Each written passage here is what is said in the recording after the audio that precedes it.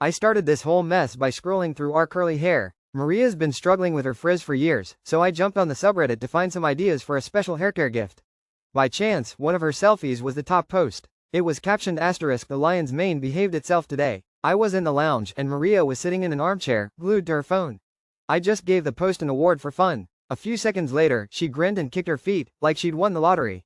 What's your smiley about? I asked. Nothing. Gemma's just keeping us posted on her disaster of a Tinder date in the group chat, asterisk she said.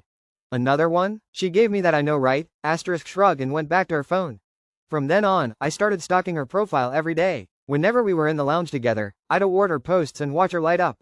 It was like I'd unlocked cheat codes for our marriage. The comments she left gave me ideas for her birthday gift, a blanket made from old band tees that didn't fit anymore, and even our anniversary plan. Dinner at a fancy restaurant she mentioned in a local subreddit. It was like I turned our relationship into a game. But then I lost my job in April. Her posts started turning dark. She began replying to stories on the marriage and relationship problem subs. After 3 weeks of me failing interviews, she asked for advice on our dead bedrooms.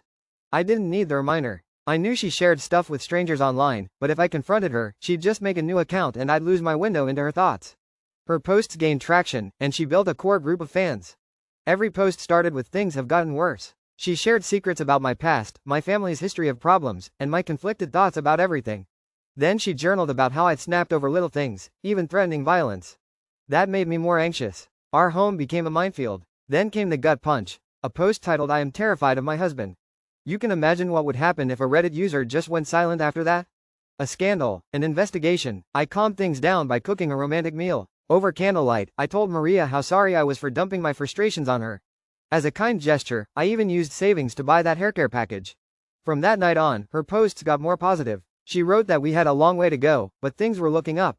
She believed we'd be okay long term. But the fact is, things aren't okay. And they'll never be okay again. Not now that I know what Maria really thinks of me. So I searched for subs she was still active in. Subs like this one. And then I sat down to write my first ever post. Maria's sitting opposite me as I type this. There's a knife tucked under the chair I'm sitting on, and I already know how I'll dispose of the body.